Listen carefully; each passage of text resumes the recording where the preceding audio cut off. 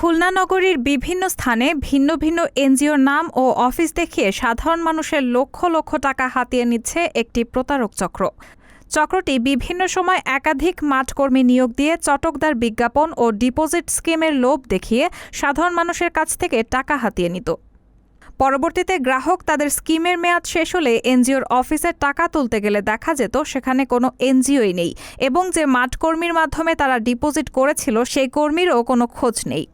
আমাকে একটা ব্যবসার কথা বলে সে আমার কাছ থেকে আর টাকা নিছে।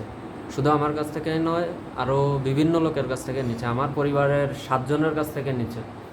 তো নেওয়ার পরে এক পর্যায়ে তার কাছে টাকা চাইলে সে বলে কোম্পানি বিলুপ্ত হয়ে গেছে বা কোম্পানি লসের হিসেবে পড়েছে। এই সকল অপকর্মের ধারাবাহিকতায় ২৮ সেপ্টেম্বর এই প্রতারক চক্রের একজন সক্রিয় নারী সদস্য আঞ্জুয়ারা ইসলাম খুলনা নগরীর রায়ের মহল এলাকায় তাদের এনজিওর গ্রাহক সংগ্রহের জন্য গেলে এলাকাবাসী এই নারী প্রতারককে আটক করে সেনাবাহিনীর কাছে সোপর্দ করে। পরবর্তীতে সেনাবাহিনী এই প্রতারক নারীকে নগরীর আড়ংঘাটা থানায় হস্তান্তর করে। উক্ত বিষয়ে একজন ভুক্তভোগী বাদী হয়ে থানায় এজাহার দায়ের করেন।